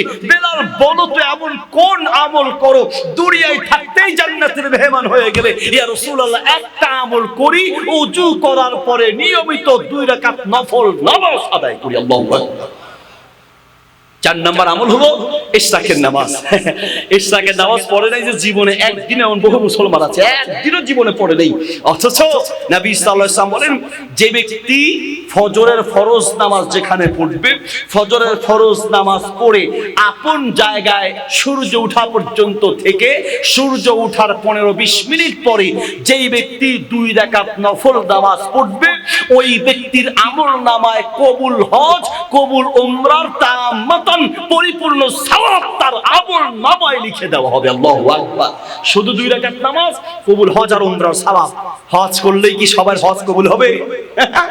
ইমাম সাহেবকে 5,000 টাকা দিয়া, হুজুর 5,000 দিছি, যে টাকা দিলে তো একটা বাম্পার থাকে না, হুজুর দিছি 5,000, এটা রিসিপ্ট দেন, সুন্দর করে লিখবেন হুজুর, আমি বিদেশে ছবি তুলে হোয়াটসঅ্যাপে পাঠাবো। আচ্ছা, হুজুর একেবারে সুন্দর করে চাচার নাম লিখলেন, জনাব অমুক সাহেব। আপনারা শিক্ষিত মানুষ, শুরুতে জনাব দিলে শেষে কি সাহেব লাগে? শেষে সাহেব দিলে শুরুতে জনাব লাগে না। ইমাম সাহেব চাচাকে খুশি করানোর জন্য শুরু দিয়া জনাব, শেষে আবার সাহেব, 2 ডিগ্রি দিছে, তাও চাচা খুশি নেই। চাচা হুজুরের ডাকে, হুজুর আপনাদেরকে আল্লাহ বিবেক দেয় নেই, মানে কিচ্ছু হলেই হুজুরের দোষ যদি একটু পায় টানতে টানতে এটারে কয়েক গুণ লম্বা করে।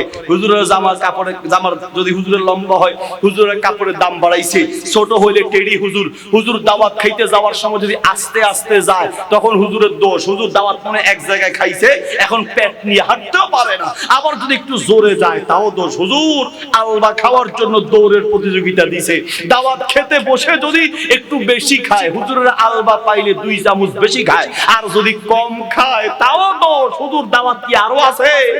কমায় এখানকার, ঠিক না? হুজুরের তো শুধু আপনি যে নামটা লিখছেন, আপনার বিবেকটাই হুজুর। হুজুর তো একেবারে হতভম্ব হয়ে গেলেন, আরে চাচা আমি কি ভুল করলে বলেন, আমি ঠিক করে দেই। নামটা কি ভুল হয়েছে? বানান ভুল হয়েছে? না বানান ঠিক আছে। তাহলে নামে ভুল হয়েছে? না তাও ঠিক আছে। তো চাচা কি ভুল করছি? হুজুর গত বছর আমি হজ করতে গেছিলাম, যাইয়া হজ থেকে আইসা আপনারা দাওয়াত দিয়া খাওয়াইছি, আপনি যে নাম লিখছেন আপনার নাম লেখা হইছে, কি ভুল হয়েছে বলেন তো? নামের শুরুতে কি দেয় নাই? আলহাজ, হাজি দেয় নাই, আলহাজ দেয় নাই। এইরকম হজ কিয়ামতের মাঠে তোমার মুখের উপরে নিক্ষেপ করা হবে, ঠিক কি না? হজ করলেই কবুল হবে না। তাহলে বলে হুজুর তাইলে ঠিক আছে, আজকে বাড়িতে গিয়া বাপেরে বলবেন, আব্বা হজ করার জন্য টাকা যা জমা দিচ্ছেন সবগুলা নিয়ে নেন। কেন? ওই যে মুফতি মোহাম্মদ আলী সাহেব কোন হইছে একটা রাস্তা দেখাইছে, কোন হইছে আমাদের ফেরিন্ডুয়াখালীর বাসায় কোন হইছে রাস্তা, একটা রাস্তা দেখাই দিছে, কি ইশরাকের নামাজ পড়লে হজ আর উমরা সওয়াব পাওয়া যাবে। তাহলে এত টাকা করে খরচ করে হজ যাওয়ার কি দরকার?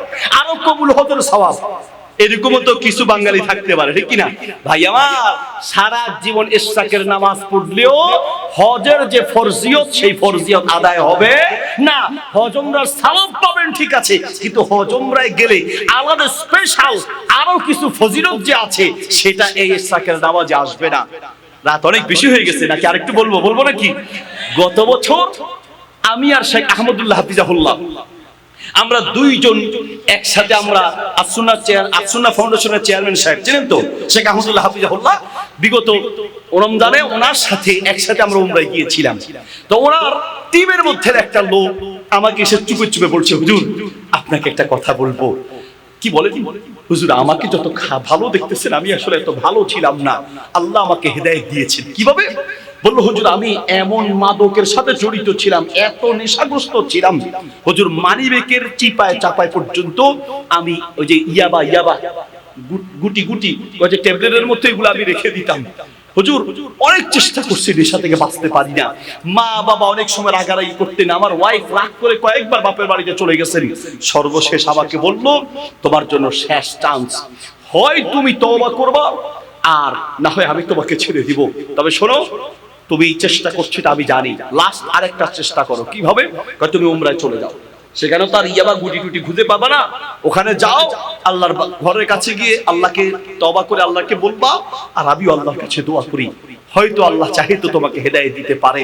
হুজুর আমার ওয়াইফ আমাকে বলে রাত দেখায় একদম শর্ত দিয়েছে আমি যেন উমরায় যাই। প্রথমে আমি রাজি ছিলাম না, পরে ভাবলাম 15 দিন ঘুরে আসি। আমি গেলাম, বিশ্বাস করেন হুজুর, আমি যখন উমরায় গেলাম, আমি উমরায় আসলাম, এরপরে আমি সাদা কাপড় পরে, ইহরামের কাপড় পরে সবার সাথে সাথে যাচ্ছি, লাব্বাইক আল্লাহুম্মা লাব্বাইক, লাব্বাইক লা শারীকা লাক লাব্বাইক, ইন্নাল হামদা ওয়ান নি'মাতা লাকা ওয়াল মুলক লা শারীকা লাক। এই আওয়াজটা কেমন যেন একটু মধুর লাগতে শুরু করলো। আমি পারি বা না পারি ঠোঁট মিলাতে মিলাতে চলতে লাগলাম। কিন্তু হুজুর, যখন সবচেয়ে পরিবর্তনটা হলো কখন জানেন হুজুর? আমি যখন কাবা দেখার জন্য যাচ্ছি, কাবা যে কখন দেখতে পারবো, কিভাবে দেখতে পারবো আমার জানা নাই। সবাই যাচ্ছে, আমিও যাচ্ছি কাবা দেখার জন্য। আপনারা যারা গেছেন জানেন, এইরকম সমতল থেকে একটু নিচু জায়গায় নামতে হয় এসকেলেটার দিয়ে। এই সমতল থেকে এসকেলেটার দিয়ে সবার সাথে আমি নিচে নামছি, সামনের দিকে তাকায় আছি। হঠাৎ করে হুজুর আমার সামনে কাবাটা চোখে পড়লো। বিশ্বাস করেন হুজুর, মোবাইলে কত শতবার কাবা দেখেছি, মোবাইলের কাবার বাস্তবে কাবায় যে হুজুর আসমান আর জমিনের পার্থক্য। কাবার দিকে আমার চোখ পড়ার সাথে সাথে আমার চোখের পানি দরদর করে পড়তে লাগলো। আমি যে তাকায়া থাকলাম, চোখ নামাতে আর পারলাম না। আমার সাথে সবাই চলে গেল, হারিয়ে গেল, আমি তাকিয়েই থাকলাম। সেই দিন যে আমার অন্তরে আল্লাহ হেদায়েতের নূর ঢেলে দিয়েছেন, আজ পর্যন্ত আর আমি নেশার সাথে সম্পৃক্ত হই নাই। আল্লাহু আকবার। হিদায়াতের মালিক কে? আল্লাহ সুবহানাহু ওয়া তাআলা। অনেক মানুষকে দেখেছি কাবা দেখেই চোখের পানিতে মুখ ভাসায়া দেয়। বহু মানুষের পরিবর্তন হয়েছে সেই বাইতুল্লাহর কাছে, কাবার কাছে, হজ আর উমরার সফরে কত মানুষের পরিবর্তন হয়েছে। সেটা তো আর ইশরাকের নামাজ দিয়ে সম্ভব হবে না, নাকি না? বাকি এরপরেও তো হজ উমরার মতো বিশাল ফজিলতপূর্ণ আমল, এই আমলটা করবো, রাজি আছি ইনশাআল্লাহ। আর অনেক আমল আছে, প্রশ্ন তো উত্তর দেওয়ার সময় শেষ হয়ে গেছে, তারপরে কয়েকটা উত্তর দিয়ে দিই, কেমন ভাইরা আমার? যে আমলগুলোর কথা বলেছি, এগুলোর উপরে আল্লাহ তাআলা আমাদের সবাইকে আমল করার তৌফিক দান করুন। আমিন। জাযাকুমুল্লাহ।